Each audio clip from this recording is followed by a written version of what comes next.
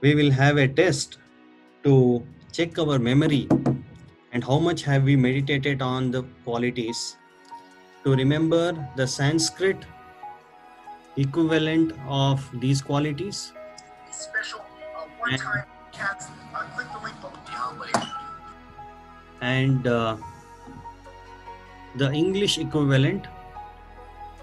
While we are understanding each and every quality of the Lord, we should understand they are transcendental qualities, they are not material qualities. And all of us, maybe we are possessing some of those in a minute quantity. And as we complete 64 qualities, we will understand which are those which are pertaining to the jivas like us, white tiny souls, how much we can possess among the 64, how much Lord Brahma can possess incomplete, how much Lord Shiva can possess, how much Lord Narayana and his expansions can possess, and how Sri Krishna, the Supreme Personality of Godhead, can possess all the 64 qualities in unlimited quantity. So to start our meditation, the first quality is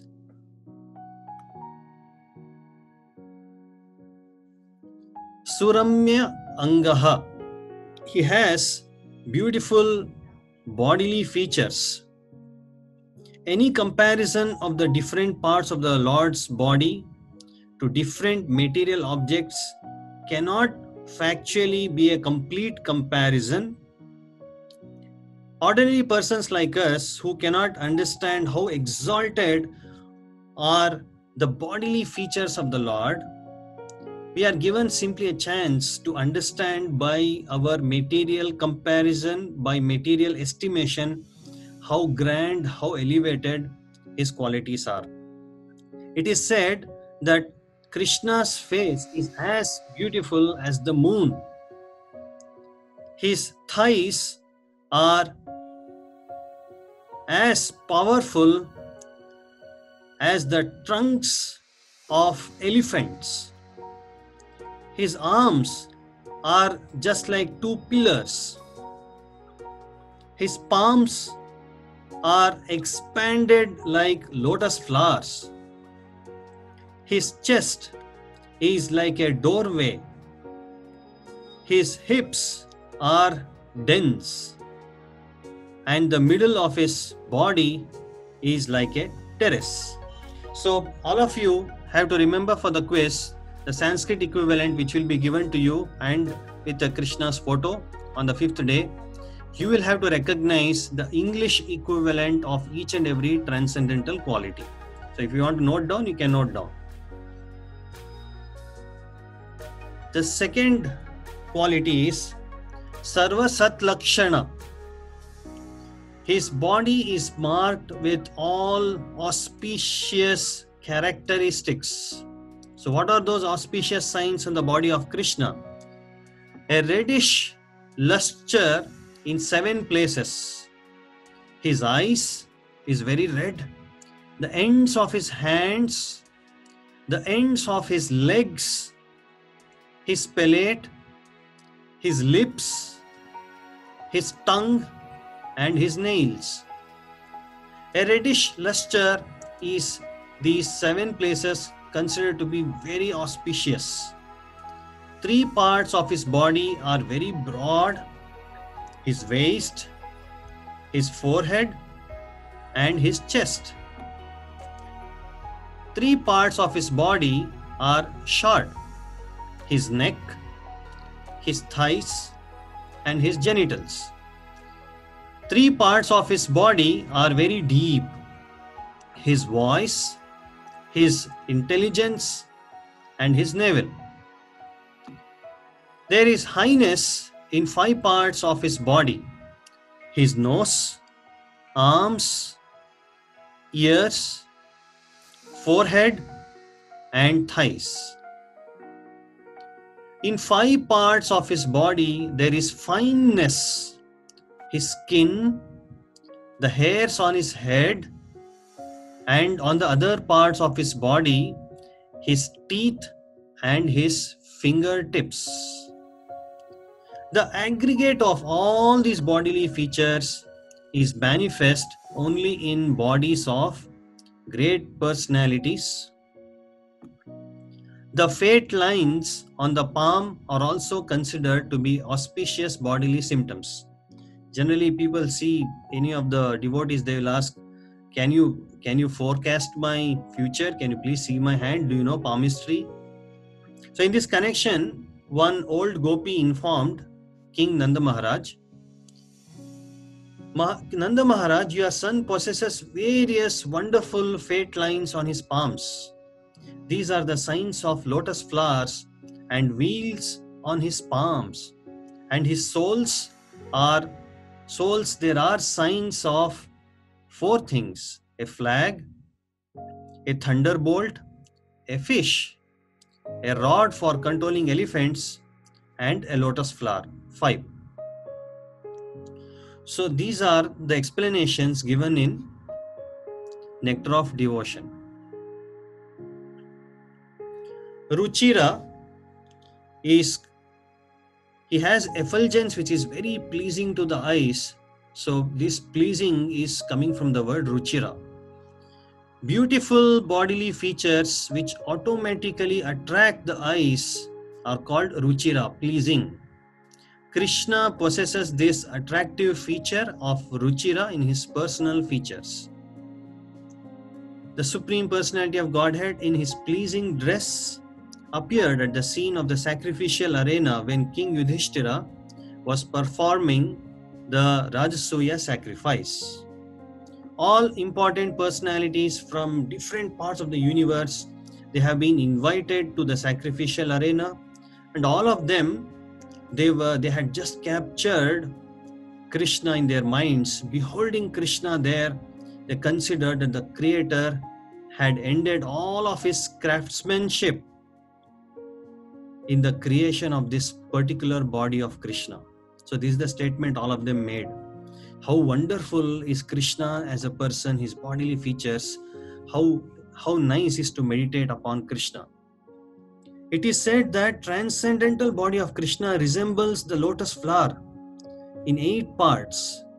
His face, we say, is lotus face, his lotus eyes, lotus hands, lotus navel, lotus feet. They're all like lotus. It has got the smoothness and then the curvatures and the beauty of a lotus. The highest beauty which can be compared in this material world is lotus for the Lord. The gopis and inhabitants of Vrindavan used to see every day the lustre of lotus flowers everywhere, and they could hardly withdraw their eyes from such a vision.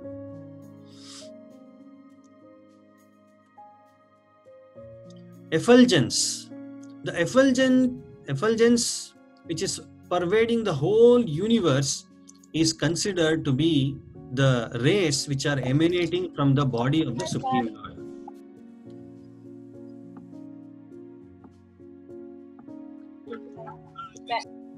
The supreme abode of Krishna is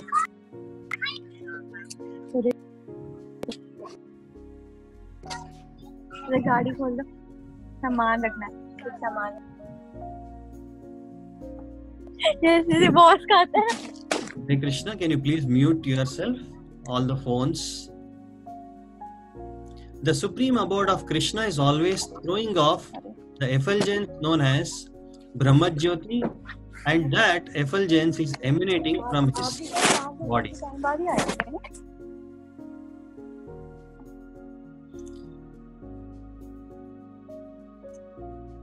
The lustre of the hosts of jewels fixed on the chest of the Lord can defeat even the lustre of the sun, and still, when compared with the bodily lustre of the Lord, that crest of jewels appears to be only as bright as one of the stars in the sky. See the effulgence of the Lord. Because of his effulgence, we are not able to see Krishna because our eyes are covered by the effulgence of the Lord. Even when he appears, he has allowed people to see 5,000 years back because his effulgence is not distracting or covering the vision of the ordinary conditioned living entities. Therefore, the transcendental influence of Krishna is so great that it can defeat anybody. So when Krishna was present in the sacrificial arena of his king enemy Kamsa, the wrestlers who were present, although appreciating the softness of the body of Krishna, they are holding Krishna, they are able to feel that his body is so soft, and they were afraid and perturbed when they thought of engaging with Krishna in the battle. All those wrestlers were a little bit afraid.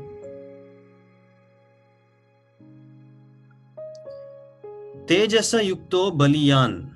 He is very, very strong. A person who has extraordinary bodily strength is called Baliyan. We used to watch WWE.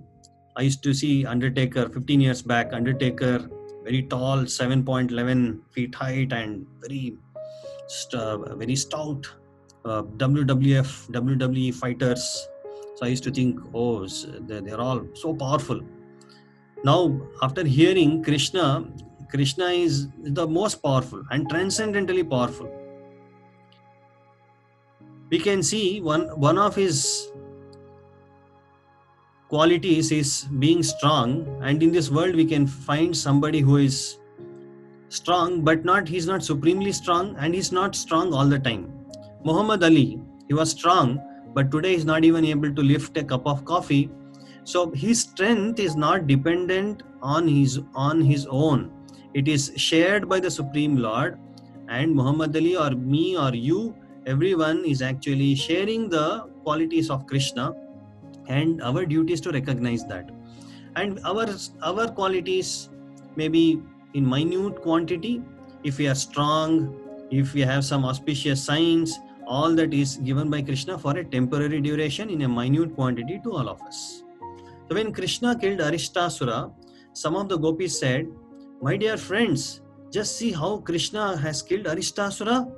Although he was stronger than a mountain, Krishna plucked him just like a piece of cotton and threw him away without any difficulty."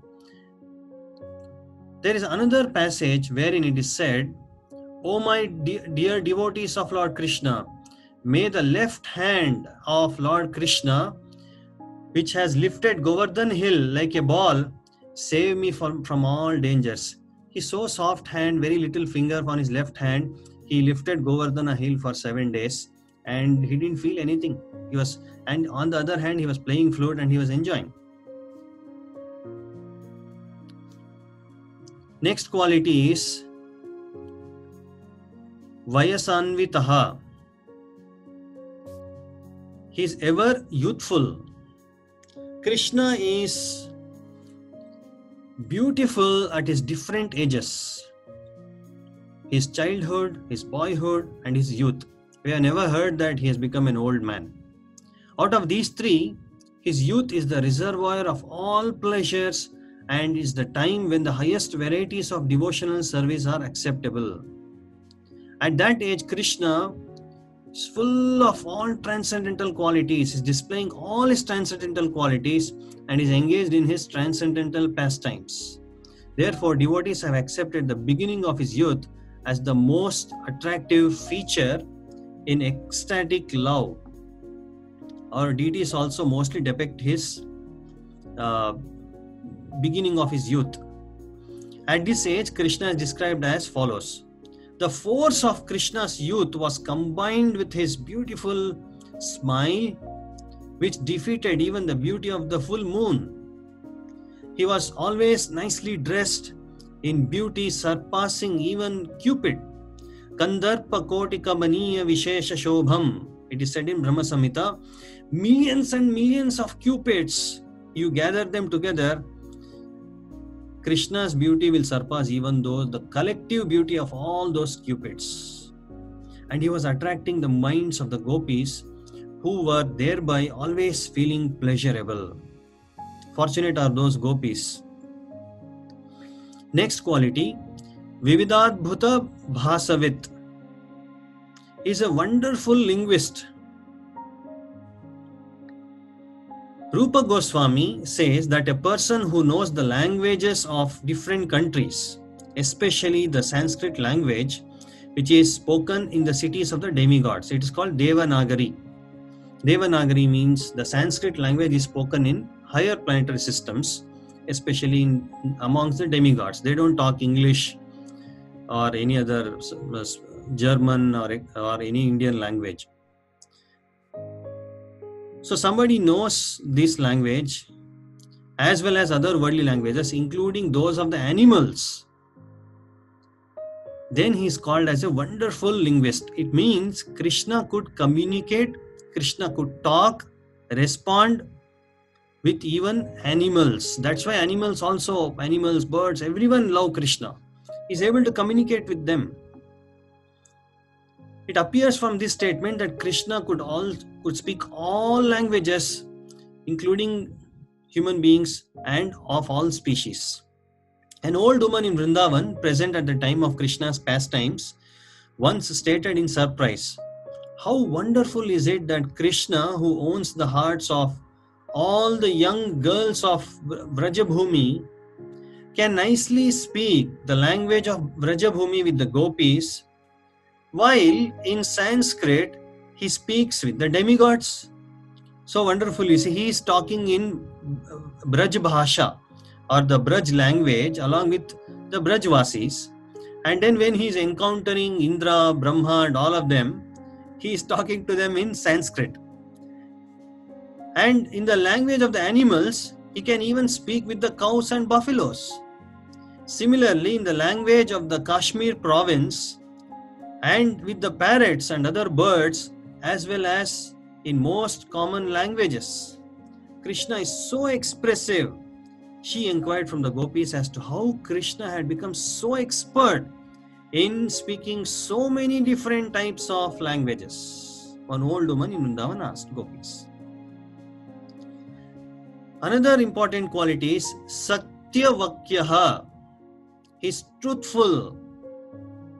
A person whose word of honor is never broken is called truthful. Krishna once promised Kunti, the mother of all the Pandavas, that he would bring her 5 sons back from the battlefield of Kurukshetra. He has made a promise. After the battle was finished, when all the Pandavas had come home, Kunti praised Krishna because his promise was very nicely fulfilled. She said, "Even the sunshine may one day become cool and the moonshine one day become hot, but still, Krishna, your promise will not fail." Similarly, when Krishna, along with Bhima and Arjuna, went to challenge Jarasandha, he plainly told Jarasandha that he was the eternal Krishna present along with the 2 of the Pandavas. He boldly made the statement.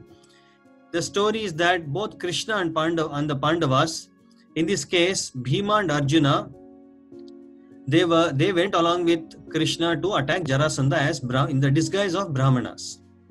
Jarasandha was also, as a Kshatriya, he knew, and he was very charitable towards the Brahmanas. Thus, Krishna, who had planned to fight with Jarasandha, went to Jarasandha with Bhima and Arjuna in the dress of Brahmanas. Jarasandha, being very charitable towards Brahmanas, he asked, what do they want?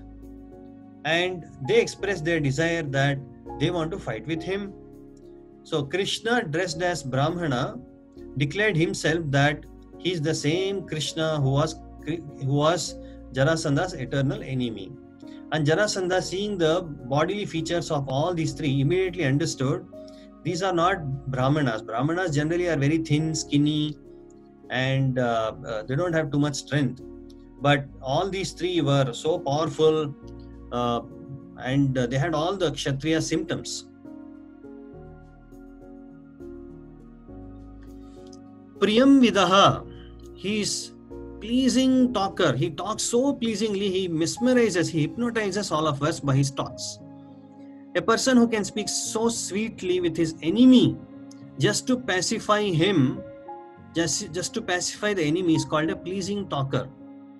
Krishna was such a pleasing talker that after defeating his enemy Kaliya in the water of Yamuna, he said, "My dear king of the snakes, although I have given you so much pain, please do not be dissatisfied with me. It is my duty to protect these cows who are under my shelter, which are worshipped even by the demigods. Only in order to save them from the danger of your presence and being bitten by you, I have been obliged to banish you from this place." So Krishna is talking like this to Kaliya. Kaliya was residing within the Yamuna, water of Yamuna, and as a result, the back portion of that river had become completely poisoned. So many cows who had drunk that water had died.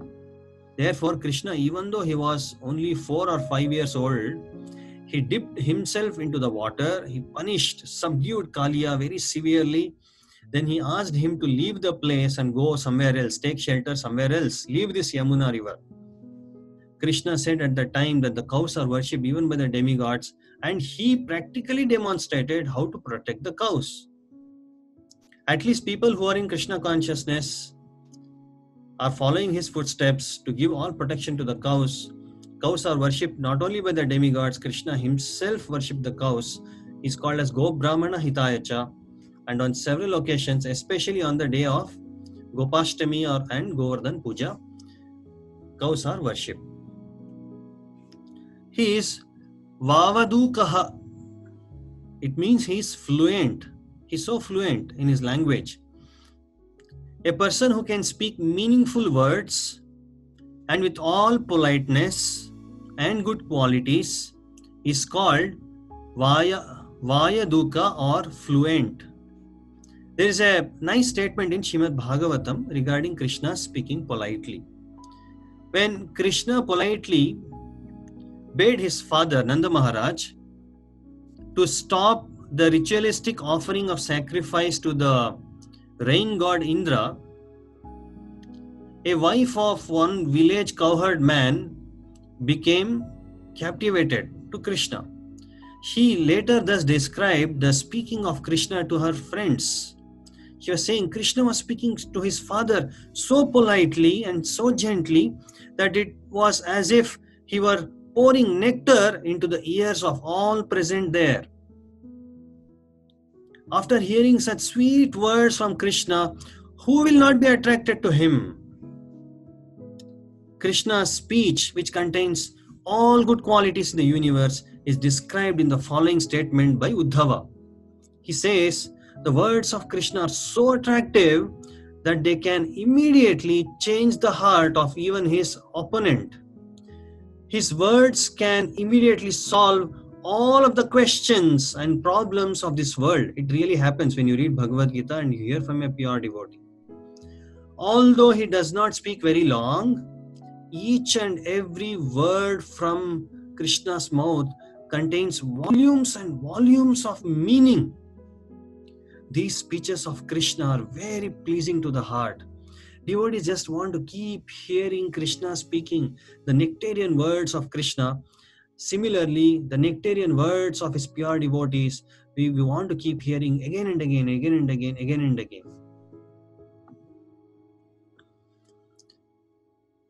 Next quality, Supandityo. He is highly learned. When a person is highly educated and acts strictly on moral principles, he is called highly learned. We can see sometimes a person might be very highly educated, but he on the moral standards, on the moral principles, he may be lacking a lot. So education really does not mean that he or she has panditya or scholarship on various departments of knowledge. It is also strictly acting on the moral principles. That's why the definition of spirituality is combination of religiosity, philosophy and morality. All these three combined together gives the complete picture of spirituality.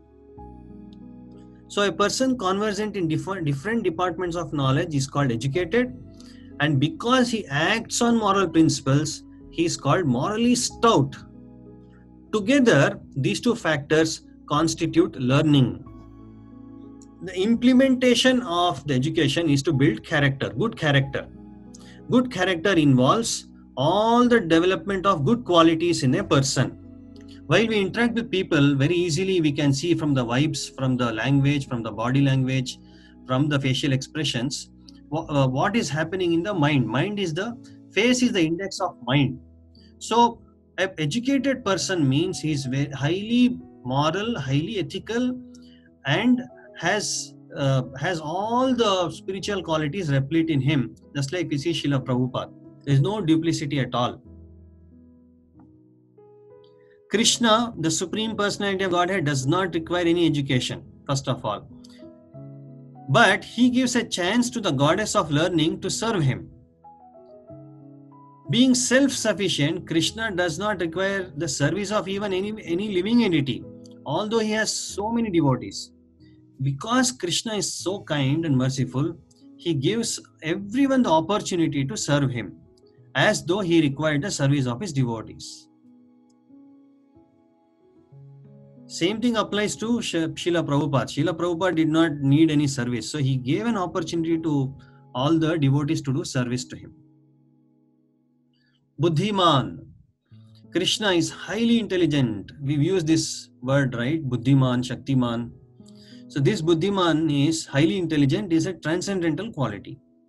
A man is called intelligent if he has a sharp memory and fine discretion. As far as Krishna's memory is concerned, it is said that when he was studying in the school of Sandipani Muni in Avantipura, in Ujjain, he showed such a sharp memory. Now our memory also will be tested after 4 days. That by once taking instructions from the teacher, just he heard once, he immediately became perfect in that subject. Actually, his going to school of Sandipani Muni was to show the people of the world that however great or ingenious you are, I have to go to higher authorities for general education or spiritual education. However great one may be, we have to accept a teacher or a spiritual master. Next quality, Pratibhanvitaha, is genius. A person is called genius when he can refute any kind of opposing element with newer and newer arguments. In this connection, there is a statement in Padyavali which contains the following conversation between Krishna and Srimati Radharani. One morning when Krishna came to Srimati Radharani, Srimati Radharani asked Krishna, "My dear Keshava, where is your Vasa at present? Where do you reside?" Sanskrit word Vasa has 3 meanings. One meaning is Vasa. In many languages in India we say, "Where is your Vasa?" In Hindi we say, "Aap vas kahan karte hain?" So it means residence. One meaning is called fragrance and another meaning is called dress. Sanskrit, every word has several different meanings and explained in several different contexts. And to any particular context, you can attribute different words of Sanskrit to that particular incidence or context. Actually, Srimati Radharani inquired from Krishna, "Where is your dress?" But Krishna took the meaning as residence. He replied to Srimati Radharani, "My dear captivated one, at the present moment, my residence is in your beautiful eyes." To this, Srimati Radharani replied, "My dear cunning boy, I did not ask you about your residence. I inquired about your dress." Krishna then took the meaning of Vasa as fragrance and said, "My dear fortunate one, I have assumed this fragrance in order to be associated with your body." Srimati Radharani again inquired from Krishna, "Where did you pass your night?" The exact Sanskrit word used in this connection was Yaminyam Ushitaha. Yaminyam means at night and Ushitaha means pass.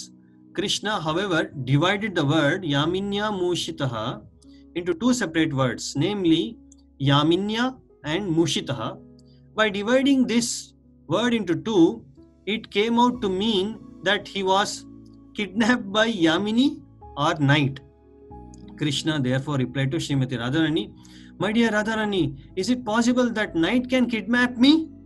In this way, he was answering all of the questions of Srimati Radharani so cunningly that he gladdened this dearest of all gopis.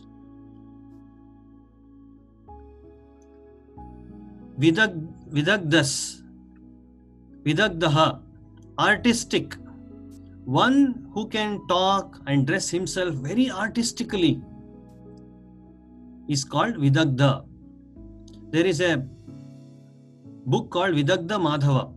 So, artistic characteristic, this exemplary characteristic was visible in the personality of Sri Krishna. The way he dresses is so attractive and so artistic. It is spoken of by Srimati Radharani as follows. She said, "My dear friend, just see how Krishna has nicely composed songs and how he dances and speaks funny words and plays on his flute, wearing such nice garlands.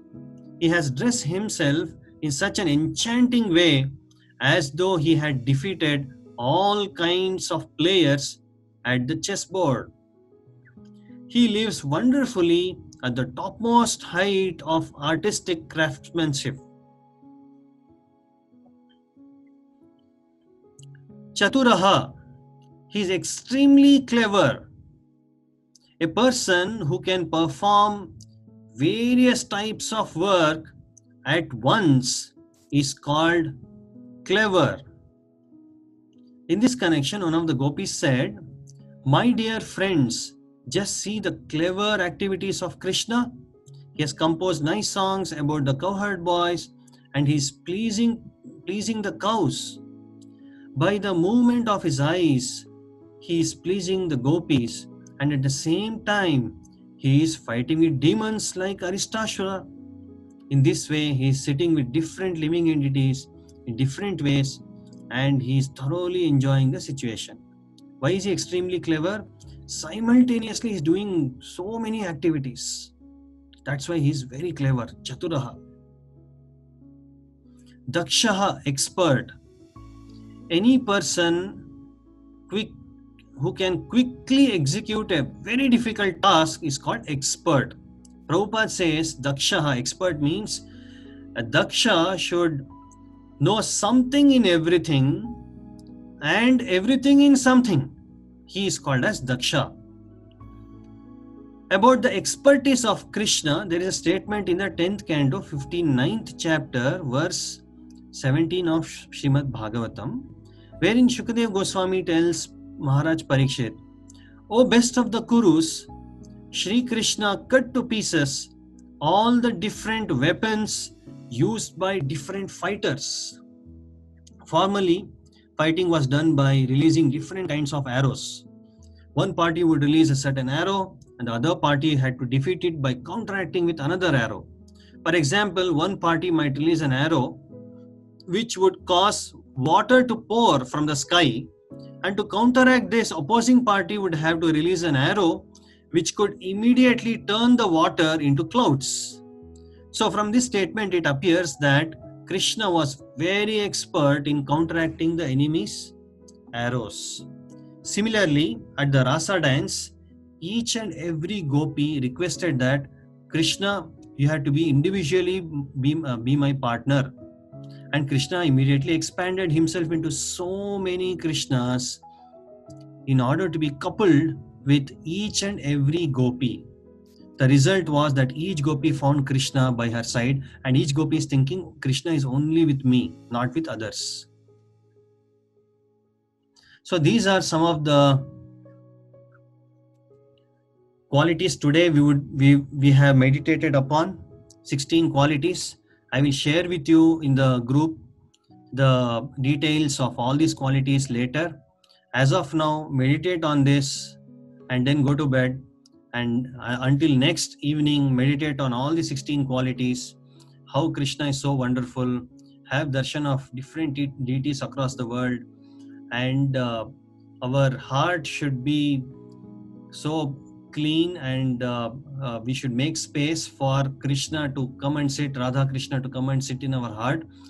And if we go on meditating, automatically Radha Krishna will be always seated in our heart, giving us association by our meditation. So thank you all of you for being part of this meditation on the transcendental qualities. Let us continue our meditation tomorrow from the 17th transcendental quality of Krishna at 7:30 p.m. Thank you. Hare Krishna. Srila Prabhupada ki jai. Jai. Thank you, Prabhuji. Hare Thank you, Krishna. Prabhuji. Hare Krishna. Hare